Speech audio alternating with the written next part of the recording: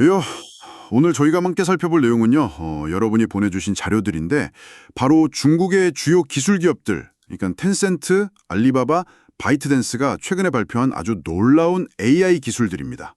네, 정말 주목할 만한 발표들이 많았죠.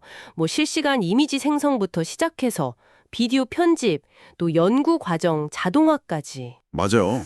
AI가 이런 것까지 할 수 있나 싶었던 영역들이 이제 현실이 되고 있는 것 같아요.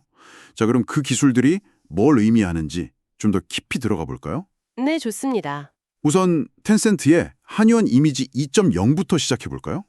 이게 뭐 텍스트나 스케치를 입력하면 거의 즉시 이미지가 튀어나온다고 하던데. 네, 맞아요. 밀리세컨드 단위 반응 속도라고 하니까 정말 빠르죠. 밀리세컨드요? 와, 그게 기존 모델들 기다리는 거 생각하면 정말 차원이 다르네요. 근데 이게 단순히 기다림이 줄어드는 것 이상의 의미가 있을까요? 그쵸. 속도 자체도 물론 대단하지만 더 중요한 건 이게 AI랑 상호작용하는 방식 자체를 바꿀 수 있다는 점인 것 같아요. 상호작용 방식이요? 어떻게 바뀐다는 거죠? 그러니까 기존에는 명령하고 기다리는 시기였다면 이건 거의 실시간으로 조각하는 듯한 경험을 줄 수 있다는 거죠. 아, 실시간 조각이요? 네. 그리고 이게 단순히 속도만 빠른 게 아니라 새로운 아키텍처랑 뭐 개선된 확산 모델 이런 걸 써서 이미지 품질 자체도 꽤 끌어올렸어요. 품질도요? 네. 그 지니벌 벤치마크라고 있는데 거기서 정확도가 95% 이상 나왔다고 해요. 다른 주요 모델들보다 훨씬 높은 수치죠. 95% 이상이요. 대단하네요. 그럼 아까 말씀하신 실시간 조각이라는 게 혹시 그 디자이너들한테 유용하다는 드로잉 보드 기능이랑 관련이 있을까요? 네, 정확합니다. 그 기능이 딱 그런 컨셉인데요. 스케치나 설정을 이렇게 조금씩 바꾸면 색상이나 효과 같은 게 실시간으로 바로바로 업데이트 되는 거예요. 오, 그럼 작업 흐름이 끊기지 않겠네요. 그렇죠. 아이디어를 즉각적으로 시각화하고 또 수정하고 발전시키고 이런 창작 과정 자체가 훨씬 더 뭐랄까 유기적으로 변할 수 있는 거죠. 확실히 이미지 생성 분야에서 상호작용성이 높아진다는 게 느껴지네요. 그럼 비디오 쪽은 어떤가요? 알리바바랑 이렉스랩에서 VASE라는 걸 공개했죠? 네, VASE, Video All-in-One Creation and Editing. 이름처럼 비디오 생성부터 편집까지 그냥 하나로 다 합친 오픈소스 툴입니다. 올인원이요? 여러 앱 왔다 갔다 하는 불편함이 줄겠네요. 맞아요. 그게 목표죠. 기반이 되는 모델이 one-to-one이라는 건데 파라미터가 최대 140억 개 정도 된다고 하고요. 140억 개요? 꽤 크네요. 그럼 이걸로 뭘 할 수 있는 건가요? 일단 텍스트 입력해서 비디오를 만들 수도 있고 아니면 기존 영상의 일부분만 수정할 수도 있어요. 예를 들면 뭐 하늘 배경만 바꾼다거나. 아, 부분 수정도 되는군요. 네, 그리고 여러 참조 이미지나 비디오를 결합해서 최종 결과물의 어떤 스타일이나 움직임 이런 걸 제어하는 것도 가능하고요. 오, 레퍼런스 조합까지. 근데 그렇게 여러 편집 작업을 합치면 좀 부자연스러워지진 않을까요? 움직임이나 조명 같은 거요? 그 부분을 해결하기 위해서 비디오 유닛이라는 내부 기술을 썼다고 해요. 그래서 여러 편집을 결합해도 움직임이라 조명, 전원 같은 게 자연스럽게 유지되는 게 강점이라고 합니다. 비디오 유닛? 기술적인 부분은 좀 어렵지만 결과적으로 자연스러움을 유지한다는 거군요. 해상도는 어느 정도 지원하나요? 지금은 720p 해상도를 지원하고 있는데 곧 더 높은 해상도를 목표로 하고 있다고 하고요. 그리고 이게 허깅 페이스랑 모델 스코프에 모델이랑 코드가 다 공개되어 있어요. 아, 오픈소스로요? 접근성이 좋네요. 근데 모든 걸 하나로 합친다는 게 물론 매력적이긴 한데 혹시 뭐랄까 각 기능별 깊이가 좀 부족해지거나 하진 않을까요? 전문 툴에 비해서? 네, 그럴 수 있죠. 통합 툴이 갖는 일반적인 한계일 수도 있고요. VAC도 아직은 뭐 720p 해상도 지원이라든지 개선할 부분은 있어 보입니다. 오픈소스로 공개한 이유도 좀 궁금한데요? 아마 기술 생태계를 좀 빨리 키우고 또 사용자들 피드백을 받아서 모델을 더 개선하려는 그런 전략이 아닐까 싶어요. 많은 개발자들의 참여를 유도하는 거죠. 일리 있는 전략이네요.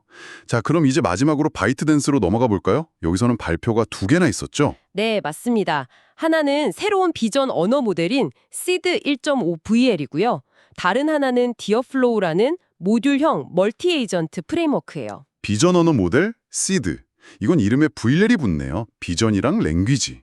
성능이 꽤 뛰어나다고 들었어요. 근데 크기는 상대적으로 작다고요? 네, 그게 좀 특징적인데요. 비전 인코더는 5억 3천만 파라미터 정도고 언어 모델 LLM은 20억 파라미터짜리 MOE 모델을 썼어요. MOE요? 그게 뭐죠? 아, Mixture of Experts.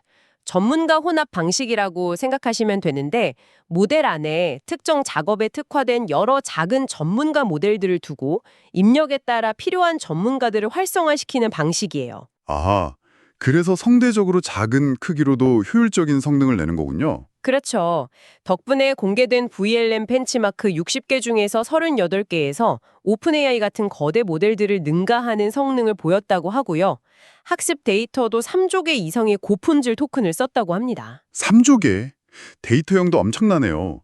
특별히 신경 쓴 부분이 있을까요? 네, 특히 좀 드문 시각적 개념, 그러니까 자주 안 나오는 이미지들을 학습 데이터에서 좀 과도하게 표현해서 그런 엣지 케이스 처리 능력을 높였다고 하고요. 엣지 케이스 처리 능력. 중요하죠. 그리고 동영상 분석할 때는 컨텐츠가 얼마나 복잡한지에 따라서 프레임 속도나 해상도를 동적으로 조절하는 기술도 넣어서 효율성을 높였다고 해요. 오, 동적 조절 기술까지? 정말 효율성에 신경을 많이 썼네요. 자, 그럼 다른 하나, Deerflow. 이건 이름부터 좀 다른데요. 여러 AI 에이전트가 협력해서 연구를 자동화한다고요. 약간 SF 같은 느낌도 드는데요. 네, 그렇죠. 디어플로우는 뭐 기획, 검색, 코딩, 요약 이렇게 각자 다른 전문성을 가진 AI 에이전트들이 협력하는 시스템이에요. AI들이 팀플을 하는 거네요. 맞습니다. 랭체인이나 랭그랩 같은 뭐랄까 AI 레고 블록 같은 도구들을 기반으로 해서요. 문헌 검토부터 시작해서 기술 보고서 작성, 심지어 발표 슬라이드 생성까지 연구 파이프라인 전체를 자동화하는 걸 목표로 합니다. 연구 파이프라인 전체 자동화. 와, 정말 대단한데요. 근데 이러면 혹시 오류나 편향 같은 위험은 없을까요? 그리고 사람은 뭘 하는 거죠? 바로 그 지점 때문에 이 디어플로우가 인간 참여형, 그러니까 휴먼 인더룹 협업을 강조하고 있어요. 사람이 중간에 개입할 수 있다. 네, 사용자가 언제든지 AI가 작업하는 과정, 예를 들어 추론 과정이나 계획 같은 걸 검토하고 수정하거나 뭐 결과를 보완할 수 있게 돼 있어요. 완전 자동화가 아니라 인간 연구자를 돕는 강력한 조수 같은 느낌이군요. 그렇죠. 그렇게 보는 게 더 정확할 것 같아요. 웹 검색 API나 코드 실행 도구 같은 실제 도구들이랑 연동도 되고요. 심지어 최종 보고서를 고품질 오디오로 변환하는 텍스트 음성 변환 기능까지 포함하고 있습니다. DTS 기능까지요. 정말 연구 전반을 다 다루네요.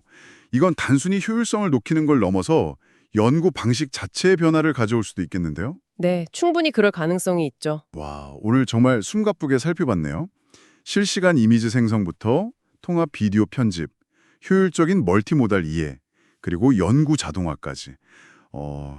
중국 기업들의 AI 개발 속도랑 그 범위가 정말 엄청나다는 걸 다시 한번 느낍니다. 맞아요. 오늘 본 사례들을 보면 몇 가지 중요한 트렌드가 보이는 것 같아요. 일단 실시간 상호작용, 그리고 올인원 통합 솔루션, 또 오픈소스를 통해서 생태계를 확장하는 거.